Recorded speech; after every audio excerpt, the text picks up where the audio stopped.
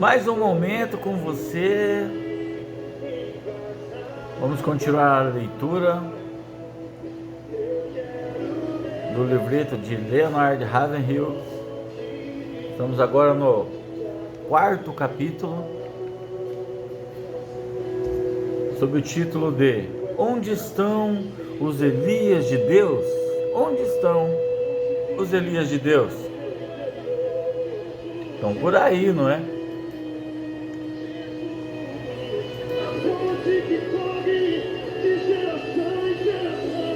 Jesus,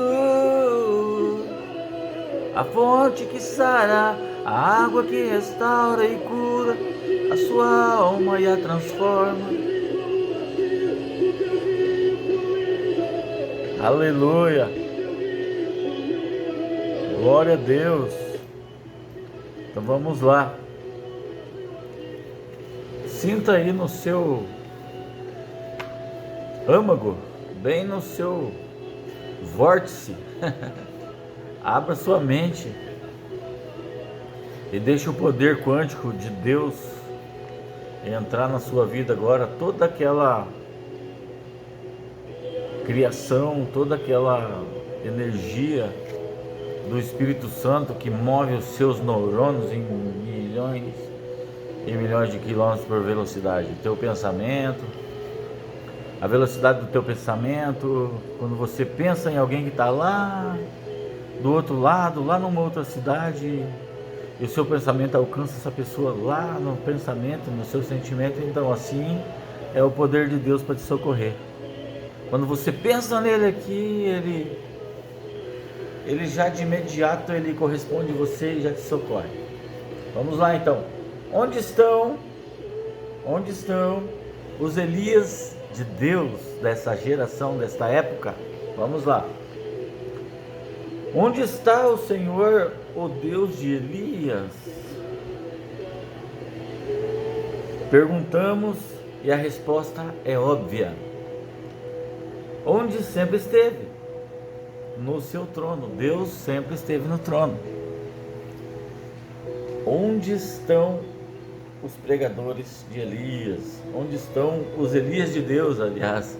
Onde estão os pregadores de Elias? Onde estão os Elias de Deus, os pregadores, os profetas, né? E então, mas onde está os Elias de Deus? Sabemos que Elias foi um homem semelhante a nós, sujeito aos mesmos sentimentos, mas infelizmente não somos homens com coração semelhante às dele. Um homem que ora para Deus é poderoso, mas hoje um homem que ora para Deus é poderoso, mas hoje o Senhor está passando de largo pelos homens, não porque sejam imprestáveis, mas porque são por demais autossuficientes. Oram também, sim, muito, mas são autossuficientes, não dependem mais de Deus. E isso é uma coisa muito grave, né, nos dias de hoje, ser autossuficiente. Irmãos, a nossa capacidade nos deixa incapacitados. Quanto mais capaz eu sou, menos capacitado eu estou para servir a Deus, no propósito dele, né? Os nossos talentos constituem um tropeço para nós. Elias saiu da obscuridade e entrou no palco do Velho Testamento já homem feito. A rainha Jezabel, aquela filha do inferno, havia removido os sacerdotes de Deus e posto no lugar deles altares para os falsos deuses. A terra estava coberta de trevas e o povo envolto em escuridão espiritual. Tempo terrível, hein? E o pecado campeava a nação, se mostrava cada dia mais impura. A nação se mostrava cada dia mais impura, com a proliferação de templos pagãos e ritos idólatras. A toda hora subia ao céu a fumaça de milhares de altares ímpios, e tudo isso acontecia no meio de um povo que dizia ser descendente de Abraão. avançar, tem que fazer muita força, é o espírito do mundo. Nós entendemos isso, mas muitos não entendem isso, que as coisas de Deus são dadas gratuitamente. Tem que ter o Espírito Santo para entender que as coisas são gratuitas.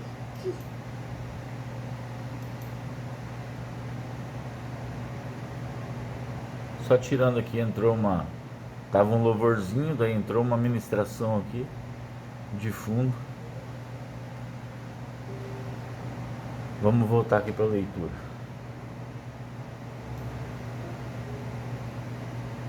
Vou recomeçar aqui. Aí. Maravilha. Vamos lá. Todo esse povo dizia ser da descendência de Abraão, de uma gente cujos ancestrais haviam chamado de Deus nas horas de aflição, e dessa forma foi liberto das suas tribulações, como estava distante o Deus da glória. O sal perdera seu sabor, o ouro perdera o seu polimento, e em meio a toda a imensa apostasia, Deus levantou um homem, não uma comissão, nem uma nova denominação, nem um anjo, mas um homem com sentimentos semelhantes aos nossos.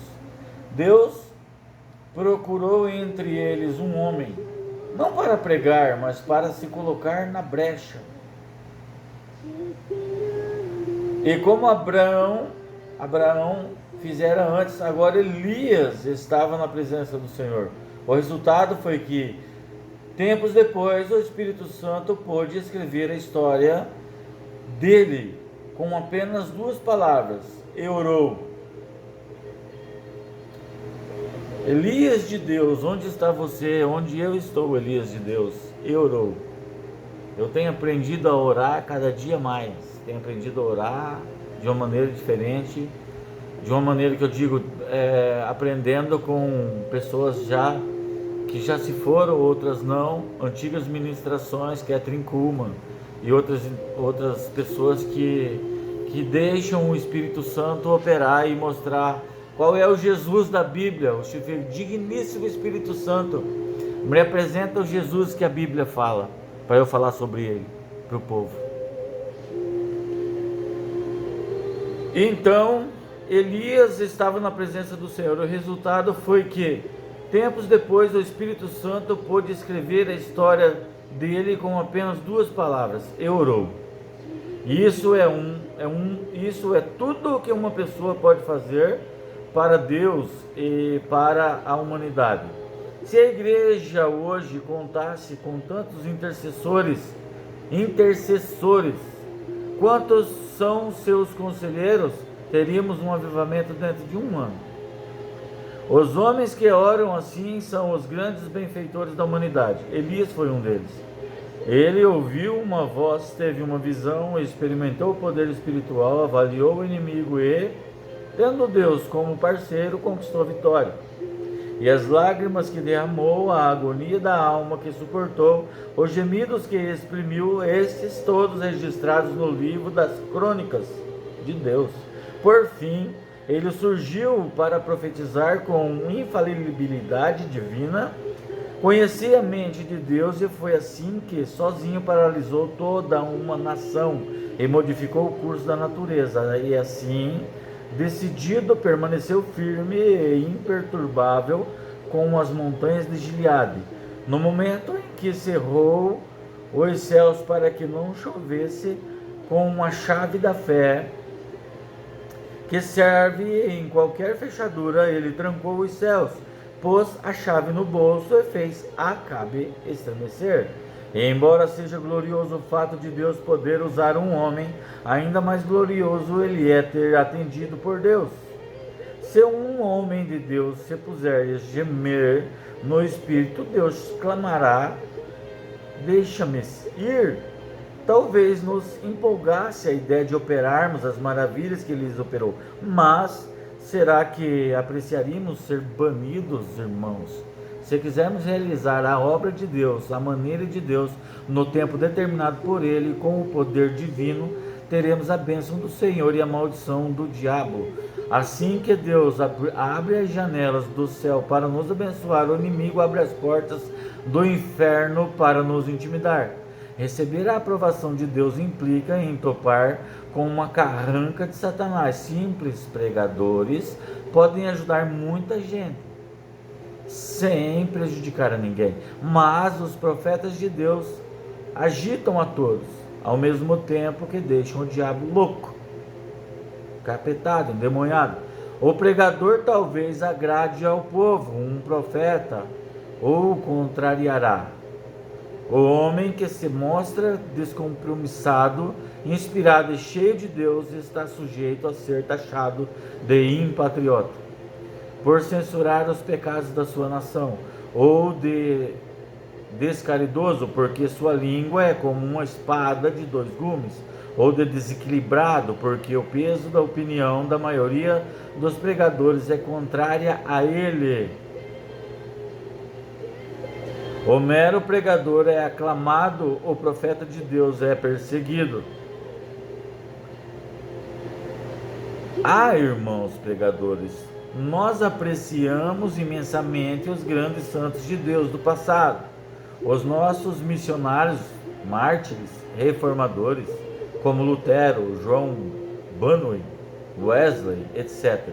Nós escrevemos as biografias deles, reverenciamos seus feitos, compomos-lhes elogios e erguemos-lhes memoriais. Fazemos-lhes elogios e erguemos-lhes e tentamos e fazemos qualquer coisa, menos imitá-los. Apreciamos o sangue que eles derramaram, mas não deixamos que se derrame nem uma gota do nosso. João Batista conseguiu ficar 6 meses solto em nossos dias, numa de nossas cidades. Nem ele nem Elias teriam vivido 1 mês. Teriam sido presos antes disso, lançados numa prisão ou num hospital de doentes mentais, acusados de julgar os outros e de não abrandar um pouco sua mensagem. Nossos evangelistas de hoje estão de olho aberto contra o comunismo, mas não dizem uma palavra contra os outros ismos que inundam o país. Será que não existe um mensageiro hoje cheio do Espírito Santo, revestido de toda a armadura de Deus para denunciar o inimigo com toda a autoridade somente na oração? Poderá manter acesa a chama do nosso coração e conservar nossos olhos fixos na visão? Esse Elias, que tinha um vulcão no coração e uma voz de trovão, surgiu no cenário do reino justo numa época bem parecida com esta que vivemos. As dificuldades com que se depara o evangelismo mundial são incontáveis, mas isso só serve para estimular os mais decididos. Vês rios que parecem intransponíveis? Vês montanhas nas quais não se podem abrir túneis? Deus se especializa em realizar o que julgamos impossível e pode realizar o que nenhum outro poder consegue. O preço é elevado. Deus não quer ser apenas nosso sócio, Ele quer ser nosso proprietário. Elias viveu com Deus. Ele via o pecado da nação como Deus via, entristecia-se por causa dele, do modo como Deus se entristecia. Repreendeu o pecado do modo como Deus repreendia. Era fervoroso em suas orações e ardoroso em denunciar os males do povo. Sua pregação nada tinha de brandura, era repassada de fervor, e suas palavras abrasavam o coração das pessoas como um metal incandescente lhes queimaria a pele. Mas o Senhor firma os passos do homem bom, e no seu caminho se compraz. Salmo 37, 23. Então Deus orientou Elias. Primeiro disse-lhe: esconde-te, depois vai, apresenta-te. Seria errado esconder-nos quando deveríamos estar repreendendo reis em nome do Senhor?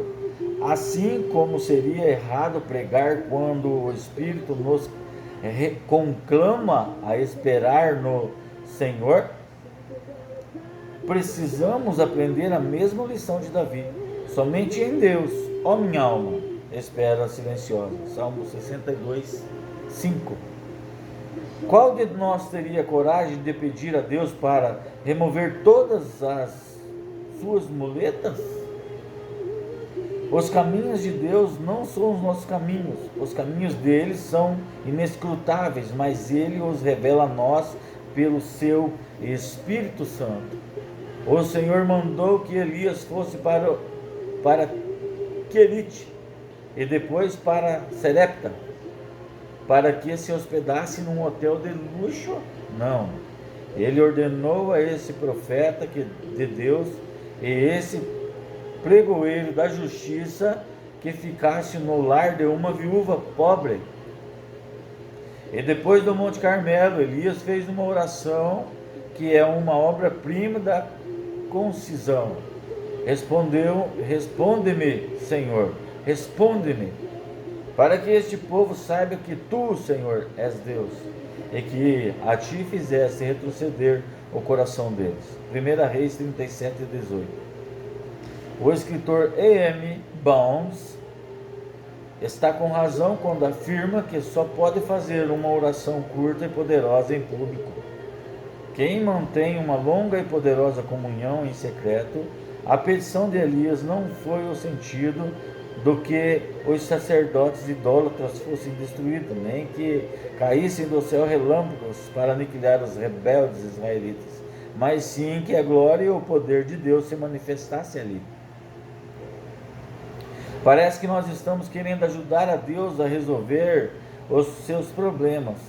Foi o que fez Abraão. Até hoje a terra é amaldiçoada por essa loucura dele, com a presença de Ismael.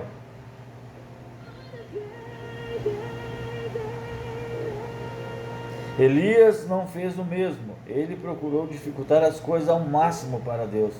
Queria fogo do céu, mas ensopou o holocausto de água. Deus gosta de ver uma oração assim, como tal audácia. Pede-me, e eu te darei as nações por herança, e as extremidades da terra para tua possessão. Salmo 2:8. Ó meus irmãos, pastores, nossas orações em grande parte não passam de conselhos que estamos tentando dar a Deus.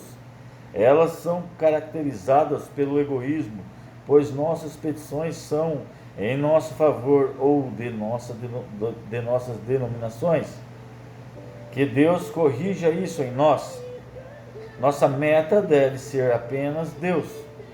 É sua honra que está sendo conspurcada. É seu bendito Filho quem está sendo ignorado. Suas leis que estão sendo transgredidas. Seu nome profanado. Seu livro esquecido. E sua casa está se tornando um círculo social. O momento em que Deus precisa exercitar mais paciência com seus filhos é quando estes estão orando. Por que motivo? Ficamos dizendo para ele o que deve fazer e como fará. Além disso, julgamos outros e fazemos apreciações deles. Fazemos tudo menos a verdadeira oração. E não é na escola bíblica que iremos aprender essa arte. Qual é a escola bíblica que tem em seu currículo uma disciplina chamada oração? A lição mais importante que se pode aprender é a da oração, que a Bíblia ensina.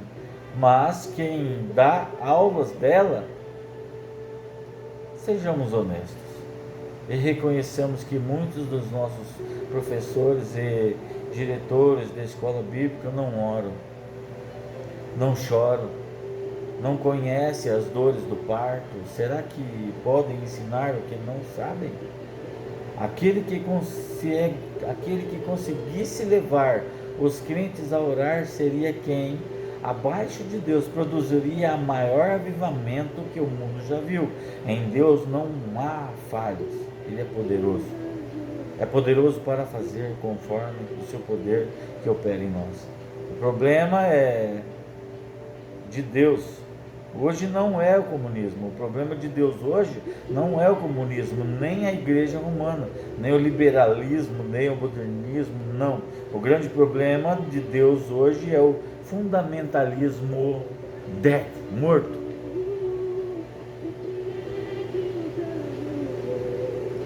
Tem uma frase que dita por Zip, Z-E-P-P. Vê rios que parecem intransponíveis, vê montanhas nas quais não se pode abrir túneis. Deus se especializa em realizar o que julgamos impossível e pode fazer o que nenhum outro pode fazer. Que Deus nos ajude a querer ser populares no lugar onde a popularidade realmente conta, junto ao trono de Deus, de joelhos ou em pé ou deitado. Oremos. E eu digo, bendito seja Deus que nos reuniu no amor de Cristo, onde o corpo ajustado, ataviado, nervo com nervo, osso com osso, orelha com orelha, olho com olho, está ajustado e ataviado através do Espírito Santo. Bendito seja Deus que nos reuniu e nos reúne no amor de Cristo. Aqui o Pu S. Ris. Embora o avivamento e o evangelismo estejam intimamente relacionados, na verdade, são duas obras distintas. O avivamento é uma experiência da igreja e o evangelismo é a expressão dela. O evangelismo é a expressão da igreja e o avivamento é o resultado do evangelismo, como diz aqui, né? É a experiência o avivamento é a experiência do evangelismo. Embora quando vamos evangelizar, quando se vai se evangelizar nas ruas, a maior parte dos evangelizados são desviados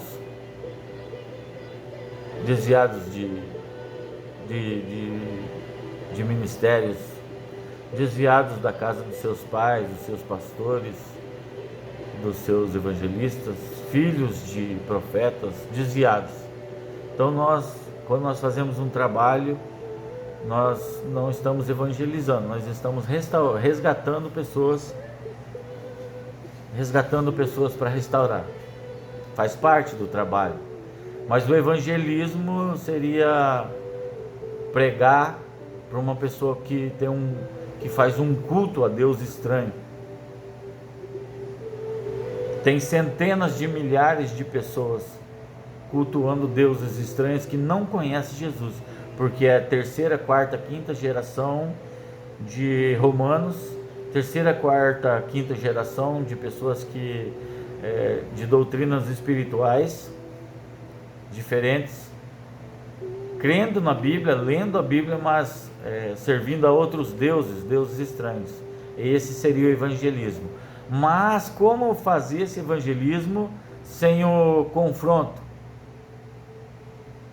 E sem usar de afronta quando for confrontar. Não usar de afronta para não gerar intriga, para não ouvir que política, religião e futebol não se discute. Se discute sim, cabeçudinho de Jesus. Porque quem não discute algo não chega num parecer, um fator denominador comum. Não estou falando de discussão de briga, entende? Vamos entender isso, vamos fazer chegar a algum lugar. Cada um fala a sua opinião, cada um fala o seu conhecimento e o poder de Deus vencerá, porque a Bíblia diz: conhecereis a verdade vos libertará. Porque um avivamento precisa dos Elias. Quando Elias confrontou os 400 profetas de Baal e os 450 profetas de Azera, se eu não me engano. Acho que é por aí.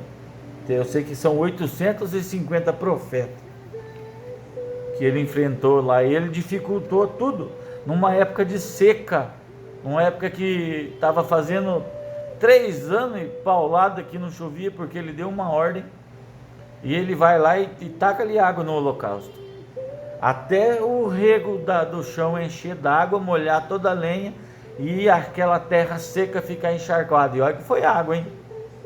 E ali ele confrontou com a verdade, com o Deus verdadeiro. Ele confrontou todos aqueles 850 profetas. Qual que foi o resultado? Num tempo onde a sequidão, onde a água era preciosa, só tinha água para beber.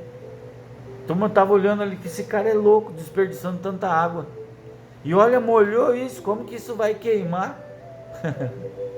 Quando de repente do céu, o som do fogo do céu, o som do fogo. E o fogo santo desceu. E o fogo santo apagou o fogo estranho daqueles profetas, e todo mundo sabe o fim deles, né? E ali aconteceu algo poderoso. Todo aquele povo viu o Deus verdadeiro tomando posse através de um homem. E ainda hoje Deus está buscando um homem em algum lugar que pessoas olham e não dá nada por ele, os improváveis, para fazer algo tremendo dessa forma. Aí eu finalizo aqui agradecendo a vossa presença, me ouvindo até agora, a leitura de Leonard Ravenhill, no 4º capítulo, dizendo: onde estão os Elias de Deus? Né? Onde estão?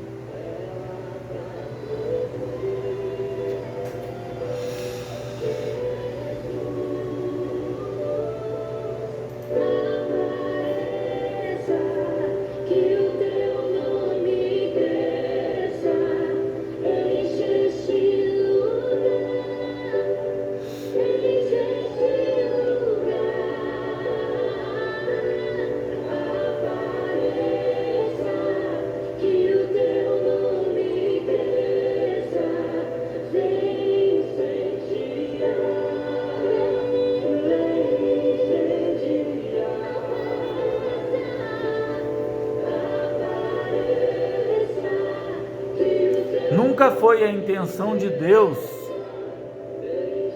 que a igreja se tornasse uma geladeira para preservar algo perecível. Religiosidade humana, algo perecível. Sua intenção era que ela fosse uma incubadeira onde se desenvolveriam novos convertidos,